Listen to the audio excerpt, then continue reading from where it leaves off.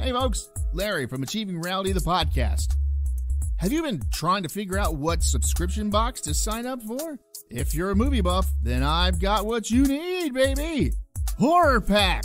For just $19.99 each month, you'll get 3 DVDs and an exclusive. Or you can spend $24.99 and snag 3 Blu-rays and an exclusive each month. Just go to horrorpack.com and pick your plan. Now, you've been told what to do, so go do it.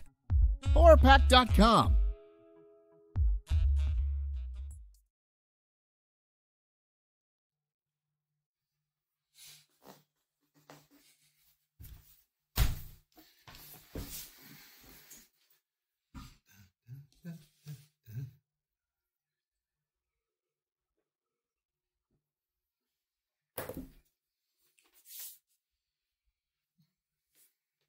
Oh, we're ready.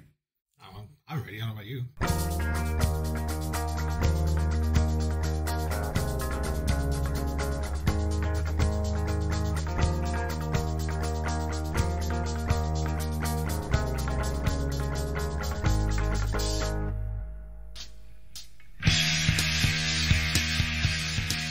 Hey everybody, it's time for another Achieving Reality, the podcast. Yeah, that's right. You can't get rid of us. This is episode 500, something like that.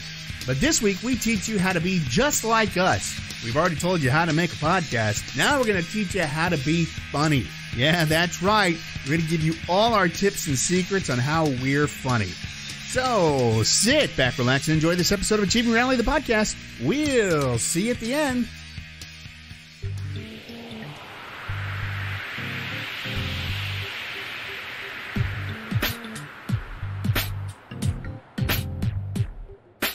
Here's time to learn something that we have no idea about. Ethics? We have ethics. Not good, but they're there. No, how to be funny. Oh. That'll be a change. Like I need to do my underwear. Yes, you need to do that every 6 months. Ew. If not every 5,000 miles. Yuck. Humor can help you connect with people and make unpleasant situations a little more unpleasant, if you're me. Being funny... Yes, that's the humor is a double-edged sword. You can diffuse a situation or you can make it worse. Yes. Especially in my case. Ask Bill Maher. Yeah. Being funny might seem it takes a lot of work, but it's actually not hard once you tap into your inner sense of humor. Why a clown nose? Even if you don't think you're naturally funny, here are things to make yourself and other people laugh. Try that sentence again. Huh? That sentence came out really weird. Even if you don't think you're naturally funny, here are things you can do to make yourself and other people laugh. Okay. Isn't that what I said? What she said is just came out weird. Oh, well, I'm trying to be funny. I'm not going to cut it out of the show or anything. I just don't want to leave people with the wrong impression. Oh. Part 1, developing a sense of humor. Going to a photo lab. Learn a little about what makes you laugh. Laughter itself is unconscious. Schadenfreude. While it's possible for us to keep ourselves from laughing, though not always successfully, it's very hard for us to produce laughter on demand. Ah! And It sounds fake. And doing so will seem forced. Fortunately, laughter is very contagious. We're about 30 times more likely to laugh in the presence of others. And if you're sitting in a room by yourself, yeah, it's much more likely to laugh if there's stimuli. I don't know. How high are you? Right now, not very. No, I don't mean that. Just a dryer fumes. I'm just saying in general. You can be sitting in the room by yourself, really high, and see a fly walk across the ceiling. Just laugh yourself until you have to change your underwear. Like if Neil's doing his laundry and you're sitting by the dryer vent, is there a possibility of you getting high? No, because it's already been washed and everything. So well, there's not so much washing you can do to those blue jeans. They're blue? Ow. I always thought that they were like kind of an off tan. Studies have shown that 3 things make us laugh the most: a sense of security, jokes, a sense car of accidents, Car accidents make you laugh? Kitten videos. Those aren't funny. Dog videos are funny. Kitten videos are funny. No, kitten videos are just... Really? Because cats are made of water. A sense of superiority of someone else behaving dumber than us. So the news.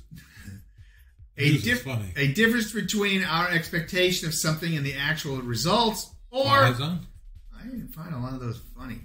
It's a different result than what you were expecting. True. It's the whole premise. Or a welcome relief from anxiety. Horror movies. I think I got a can of gas in the car. Whatever the hell it was I said. I think I had some gas in the car.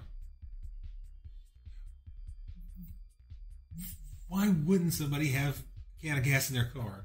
It's funny, but I don't know why it's funny, because there's no reason they shouldn't have a can of gas in the car. I don't have a can of gas in my car. You have a can of gas in your car? Or a tank of gas. Case in point. If you're going out to the middle of nowhere, why wouldn't you carry gas in the car with you? There's that too, yeah. Most people don't, so I guess it's weird. And nobody knows what we're talking about anyway. So. True. Go watch The Reaping. It's on YouTube. It's on YouTube. You can get to it through our channel. Okay, so learn to laugh in boring or unfunny circumstances. Learn to laugh while you're bored. I'm just wrapping my head around that. I'm bored. You are. Matters how high you are. I guess. It's good to know that the less funny a place is, the easier it becomes to add the element of humorous surprise, like a funeral or court church. Proceeding. Might be easier to... Court proceeding, you can't do that pretty easily. Church is really difficult to not. You won't like the results. Well, you won't like the results at a funeral. But you can wait till the prosecutor gets to a very serious point. Sit in the audience. And laughter will ensue. It might be easier to get people to laugh in an office workplace than people to get laugh in a comedy club. Not really. The people in the comedy club that's why there's a true 2-drink minimum. But they're there to say, okay, comedian, what you got? There are people in that audience that are... No, that's hecklers. Most of the people that are in there are there because they like the guy. That's what I'm talking about. Yeah, well, don't heckle Jamie Carr because he'll crush you. Or Jimmy Carr. There's a lot of comedians good at that, because otherwise you wouldn't know who they were if they couldn't handle hecklers. Well, I'm just saying that's his whole thing. He does his bit, and then the second half of his show is you just heckling him and him just destroying everybody in the audience. It's great. This is why The Office, the originally BBC Two show that was remade by NBC, uses an office. 100 other countries have their own version. Yeah. Uses The Office as a setting. It's about as boring as it gets. Yeah, that's why it's a paper company. We're not used to looking at The Office as a funny place, so when it's funny, it's especially funny. 9 to 5. The movie? Yeah. The show was terrible. You may be the only person that ever saw that. My point proven. It came on right after Police Academy. Oh, this is a shit show, too. And so were all the movies. So were all the movies after 3. Not the cartoon. No, the cartoon was okay. But I saw a commercial for the toy line they produced based on the cartoon. Mm-hmm. That's a pretty surreal experience. That's because they had them with those wacky action things like the Ghostbusters. Yep. Like one you pulled a lever and his pants fell down. All right then, these are action figures. That was the thing then, man. Pull a lever and the guy's eyes bug out or something. Like that. It's like, yeah, okay. Learn to appreciate witty wordplay and puns, i.e. dad jokes. I.e. dad jokes, yeah. Freudian slips are linguistic errors that are believed to expose what you were really thinking rather than what you, quote, meant to say, and often are of a sexual nature. Which is funny that I went to the German guy because he was Austrian, Freud. You know Americans don't know the difference. Between Germany and Austria? Yeah. Americans don't know the difference. No. They hear an accent. That is not very funny at all. Not to an Austrian. Or a German. Like New Zealand and Australia, you know. Ooh. Yeah. Those are fighting words. Oh, you want to do something really bad? Find a Cuban and refer to him as Puerto Rican?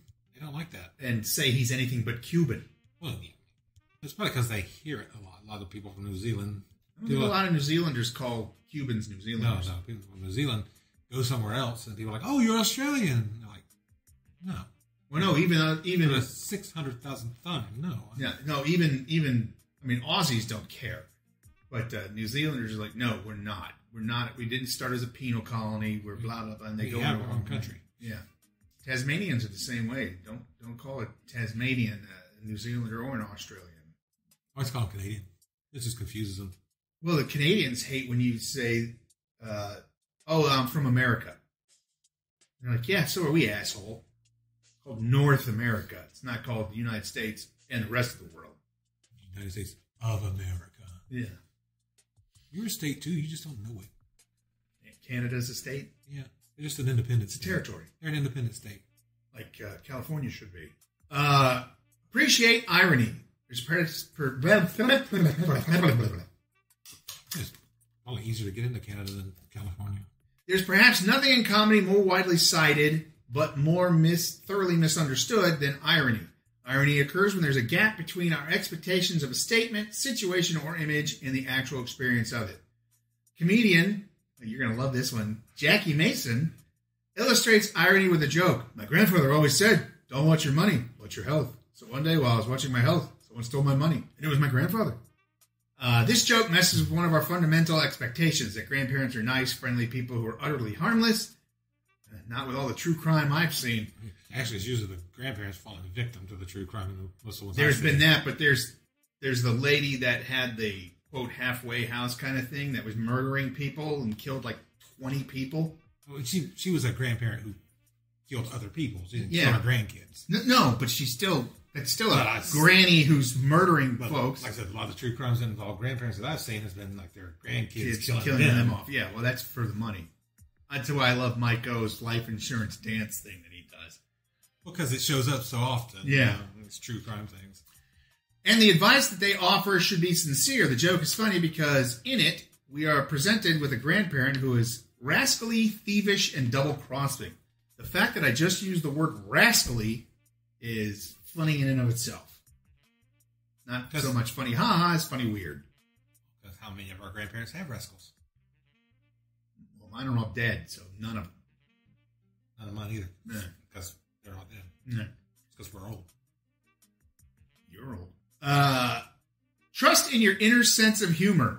You're 50-ish too. Not yet. No.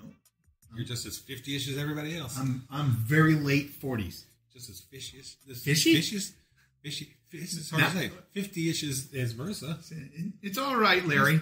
We understand. There's a whole lot of consonants in there. You're just as 50-ish as Marissa. It's like a tongue twister. Being funny doesn't come in a one-size-fits-all package. What makes you funny is unique to you and the way you observe the world. Like Gallagher. I swear to God, I thought you said like gout. I'm like, that's not funny. Depends on who you are. Yes. It's not funny to us, but... Not funny that the guy who's got it. Adam Sandler used it as a joke. That's true. Trust that you have a funny bone. We as babies laugh from 4 months of age, and all children express humor naturally from the kindergarten age, using humor to entertain themselves and others. It's already in you. You just need to bring it out. Excuse me while I whip this out. Not 2 episodes in a row. Developing a funny personality. Okay, the picture that they have here is a girl. I'm just picturing this guy sitting down. He's got like papers and stuff spread out. And he's doing charts and stuff. A funny personality would involve this and this, so I need to be... It'd be better if it was that wall with the string on it. He's got a wall of string. Yeah. Dan Aykroyd and Will Murray and Rick Moranis. And just running lines and has characteristics and traits and stuff. Steve Martin. All laid out, and he's trying to figure out how to be funny. Got Chevy Chase on another wall going, I'm not 100% sure around that one. These are anomalies. Yeah. So the picture of this... Well, Chevy Chase is funny. He's very caustic. Yeah, like caustic soda. But a lot of comedians are caustic. So the picture is this girl in like a hoodie, a pullover hoodie. She's got this funny little laughy face and then flowers all around her head. That's funny in some circles. I guess. Take yourself less seriously. Telling other people about other people do. Telling other people about very embarrassing moments in your life is a great way to make them laugh. Take a page from them out. Yeah. Take a page from famous improv comic Colin Mockery, who said he had the kind of face only a mother could love. If that mother was blind in one eye and had that kind of milky film over the other, but still, he was my identical twin. Put yourself under the spotlight. That's a reference you don't really expect to hear from WikiHow, though. No, that's true. Look that up in your Funkin' Wagdom. Why, he's still on television. It's true. And he's all over the internet. Yeah. Put yourself under the spotlight. Tell self... Go to Google, look up Wayne Brady. I'll take you right to a Colin Mockery video. Tell self-deprecating jokes rather than making jokes at the expense of others. More people will be willing to laugh. Rodney Dangerfield made fun of both his sanity and his looks with this one. I went to the psychiatrist. He says, you're crazy. I tell him, I want a second opinion. He says, okay, you're ugly too. A great joke from Henny Youngman. Take my wife, please. I was so ugly when I was born, the doctor slapped my mother. Your Henny Youngman. It's not very good, no. You need to work on that. Yeah. Be more Jewish. Know your audience. Different things make different people laugh. Wait a minute. It's the same fucking picture. You ran out of pictures. Whatever. Know your audience. Different things make different people laugh. Some people find that sensationalism causes them to laugh. Others find that satire does the trick. Learn which is which. And deliver your jokes and anecdotes so that they apply to many different categories of humor and emotion at once. Not everyone knows what it's like to ride in a helicopter or be a millionaire or have a baby. But most people know what it's like to go fast, fantasize about money, and love another person deeply. So make your jokes cover more ground by utilizing really basic but profound human emotions. So make fun of people's emotions. Yeah, that's what I do. Don't you just hate it when you love somebody? Isn't it the worst? When you're in a group of people who you don't know, listen to what subjects they're talking about and make them laugh. Are they the witty banter type, the slapstick or physical comedy type, or the better... How would a bunch of people sit around talking clue you in that they're the slapstick and practical... Well, the matter is they spend 20 minutes talking about fucking the Three Stooges. They're the slapstick physical comedy type. If they're talking on the positive end of it. Not, I can't believe they even let that on TV. Like, well, it's older than you, and you're a jackass. I would say 9 times out of 10, you encounter a group of people who may be Stooge enthusiasts. They're probably not sitting around talking about the Stooges.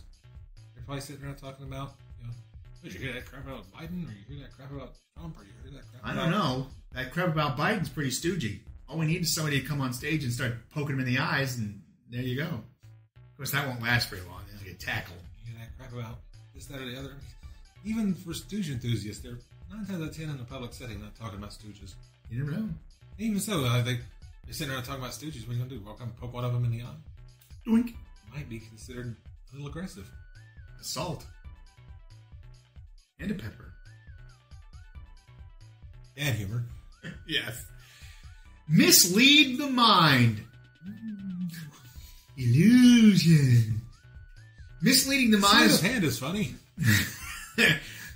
Well, it matters where the other hand's going.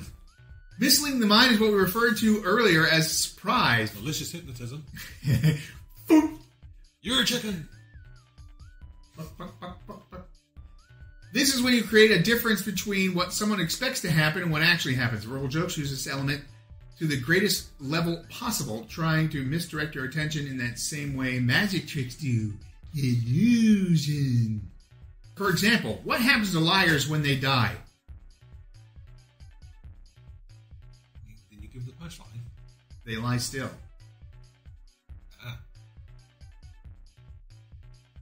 Timing is everything, by the way. We're on a podcast. We gotta go. We'll cut it to be funny. Come on, let's go. Consider Groucho Marx's clever one-liner. Outside of a dog, a book is man's best friend. Inside of a dog, it's too dark to read. Or Rodney Dangerfield's, my wife met me at the door the other night in sexy negligee. Unfortunately, she was just coming home. I got my pajamas, I'll never know. Yeah. Strike while the iron is hot. Good timing is really important because if you give the brain too much time to work out a situation... Tell Nixon jokes. Yeah. Work out a situation or joke, funny moment will Hear pass that new by. Von Meter album? Oh, man. Oh, yeah. This is probably why jokes people have heard before don't work, as recognition dulls the humor because the brain is already primed by experience. React quickly and strike while the humorous moment exists. Isn't that be really weird? Other than me? No, even if you've heard a joke before, it still works every time. there's 3 or 4, like Brian Regan. I mean, I laugh at the same one a lot. No, I mean, like the human mind, if anything that was funny always made you laugh. Even if you've heard it 1,000 times. That is how high you are. That would be like... I'm going to keep going back to that. I mean, it'd be weird to us because that's not how it works. But if it worked that way, I guess it would be weird. Because that's how it works. Yeah. One-liners, comebacks can be fun. Somebody says something by itself and ain't funny. Like be having a joke you could just, right off the top of your head, just do, and every time it evoke a laugh, you almost do like a weapon of sorts. You like diffuse any situation because you know exactly what makes people laugh. Well, yeah, because it's the same joke over and over and over again. No, but if it worked every time. Yeah. Whatever, I'm skipping that. All right, next. Know when not to be funny. Be especially careful about cracking jokes or pulling pranks during funerals or weddings. Practical jokes usually don't go over too well at funerals. Unless they're set up by the deceased. Even then, people tend to take offense to them. I'm going to have to give, like, you or Dave or Matt a little remote control that they hit the button and my coffin farts. From inside, though. Oh, it's got to be really loud inside there. The hell?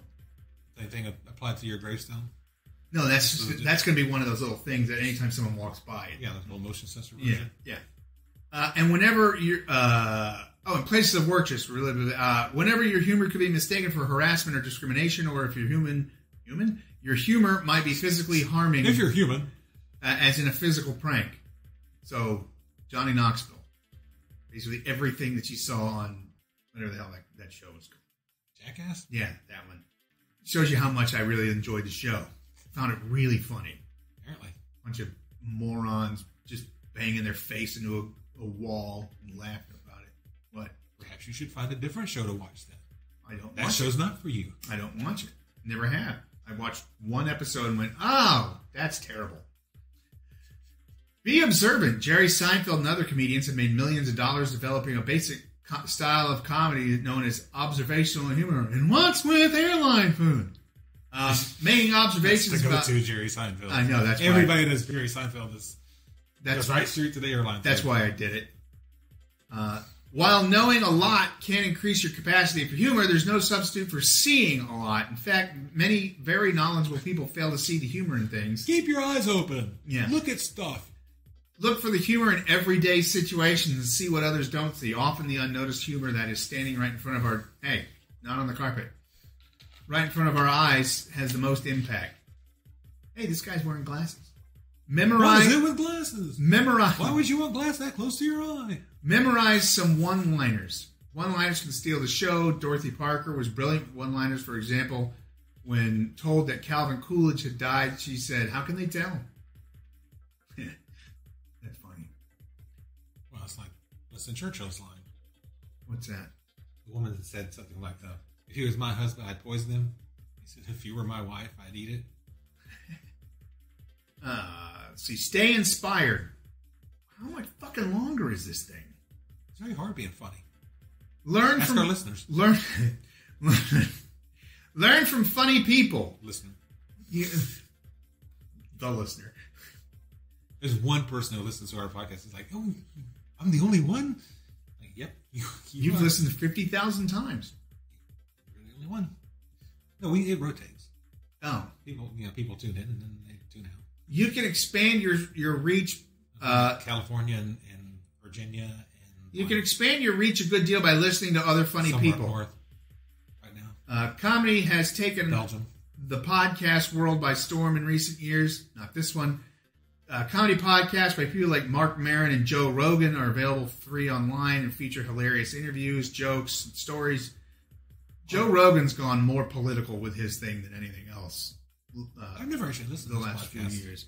It's all right. He's a little abrasive. He's to be listened to at work. He's quite abrasive especially to be listening to at work.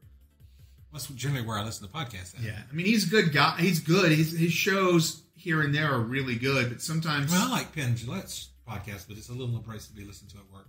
Yeah, It's not exactly. It's not exactly ASMR. No. Although that would be weird. Ed Gillette doing ASMR? No, it'd be funnier if it was Teller doing ASMR. But no, he has to do the videos. And then he talks. Well, he does talk. It's not on stage. And he does. He covers his mouth, though, when he does it. So, there's that. Because I've seen him live. So, he does do it. He should do a whole bit where he just has a ventriloquist dummy. Yeah. But he's not actually doing the ventriloquism. He's just moving his mouth in time to a recording. Exactly. Ride the bus while There's a listening puppet to... that doesn't talk. Yeah. It's just like him. Ride the bus while listening to a comedy podcast and weird everyone out when you laugh suddenly in your headphones? You're wearing your headphones and you're laughing. Laughing in your headphones. Yeah, but... Like you would be laughing in your Freddy Krueger sweater. I get it. It just sounded weird. Yeah, things do that. It's just like you have your headphones in. No, you're laughing into your headphones. Exactly. That's what I'm picturing. It's like, yeah, everybody will think you're weird Well, because you took them out of your ears to laugh in them. You them. got a gaming headset. So you there you go. I do have a gaming headset. In fact, I have two. All right. Watch funny shows.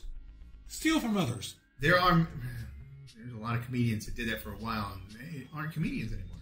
Well, there's a lot of crap that goes around now that people think is new and original. Oh, yeah. No, I heard that joke 20 years ago. Thanks. Milk and Pepsi. Yeah.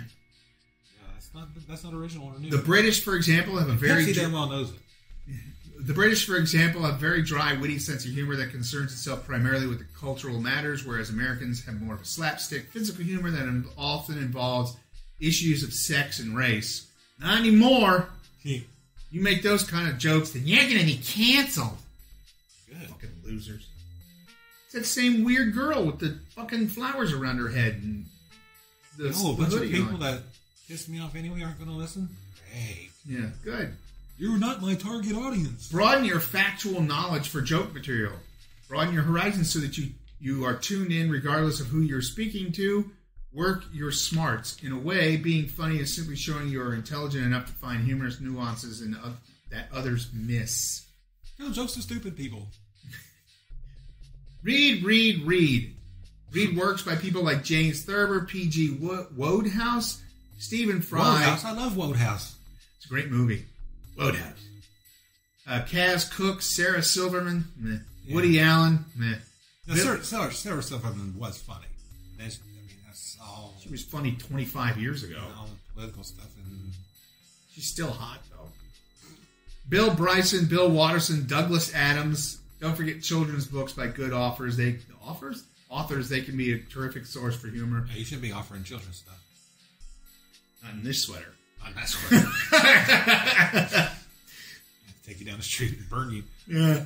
We can do that anyway. I got a lighter. No, thank you. Do you have any gas in the car? No. It won't hurt to have a few good jokes memorized. Hopefully reading good jokes might inspire you to start making up your own jokes and witticisms. Typically, no. You just use that joke, and those are really horrible. There's about a 53.98% chance that the person you're talking to is one of Danny DeVito's hitmen. There's a 40% chance that I hadn't been listening for the past 12 and a half minutes.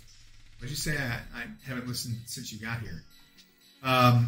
Be an active listener and learn everything you can about comedy. Listen carefully to others.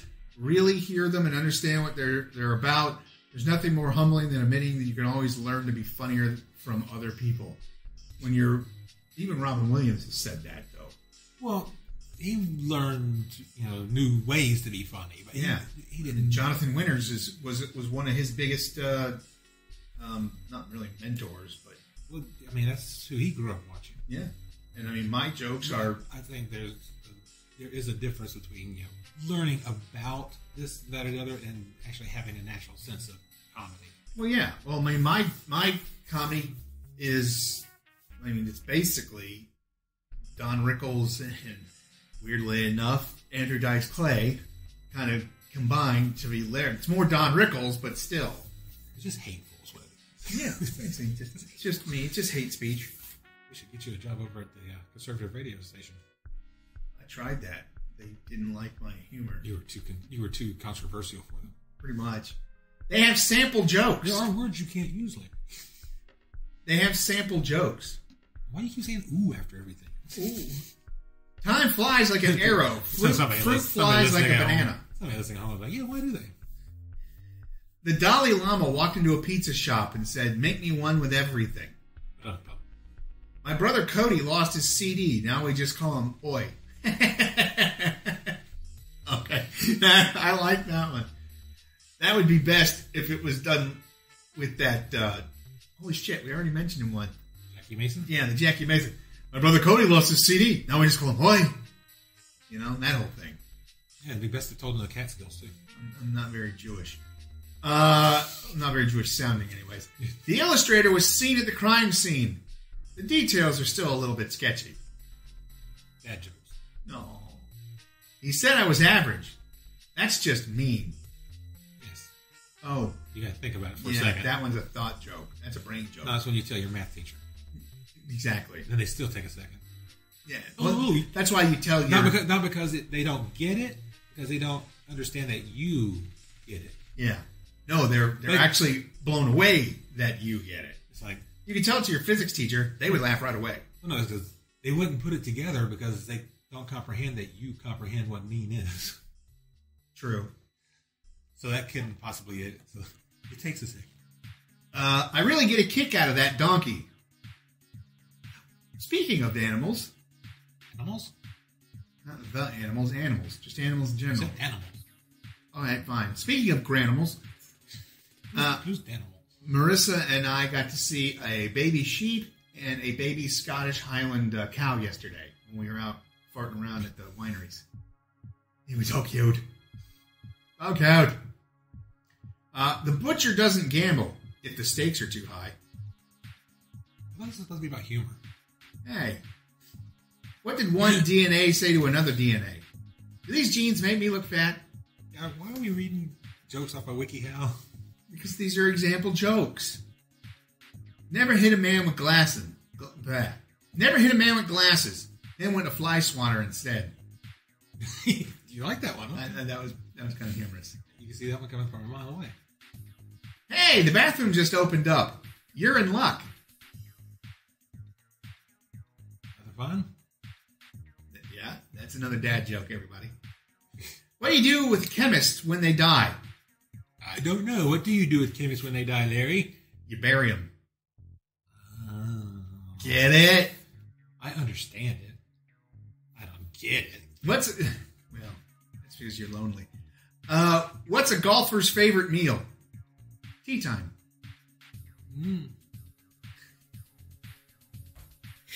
Fine, I'll stop. Just gonna cut them out. Why? They're not funny. That's what makes this funny. They're mildly amusing-ish. Fine. Some self-deprecating humor. Well, if somebody else wrote it, it's not self-deprecating. Yeah, it's true. not making fun of you.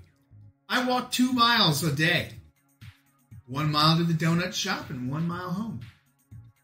But are you eating the donuts on the way home? Because if you're not, you're still actually burning a little calories. And if it's all uphill one way? Both ways. Could be. Go both ways. Could be. It could be at the bottom of the other side of the ridge. So you'd have to walk all the way uphill, then roll down the other side, and walk all the way back up, and then roll down the other side. You never know. It's just over the mountain from here. That's right. I'm on that new seafood diet. If I see food, I eat it. Oh, God, that's been around since fucking forever. I believe the Pilgrims told that joke. I believe the Pilgrims wrote that joke. I'm in shape. Round's a shape, right? Oh, it's another one. Cute fellow down the theater always gives me discounted movie tickets. Senior discount. All right, I'll stop. So there you go. You've now learned how to be funny by two unfunny people. Maybe you've learned how not to be funny. So do the opposite. Cue honky, beepy, funny, goofy, jokey music. No.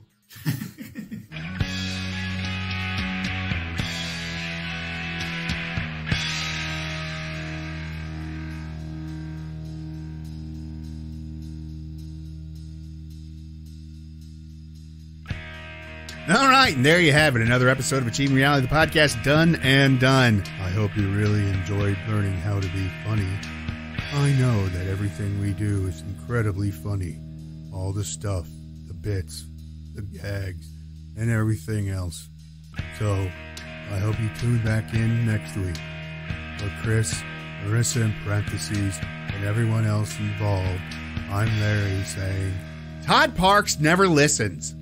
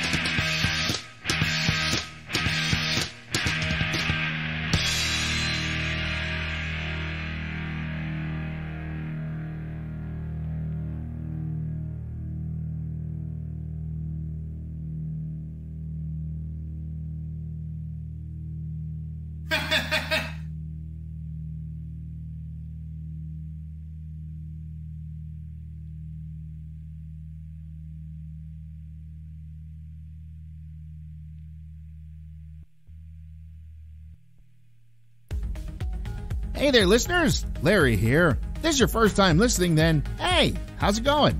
If you're listening with a friend or just kind of ran into us, I can help you find us some more. You can find us by searching on Spotify or Podbean by typing in Achieving Reality in the search bar, or you can go on Facebook and type in Achieving Reality and find us that way. Thanks a whole lot and keep enjoying the show. We love you all.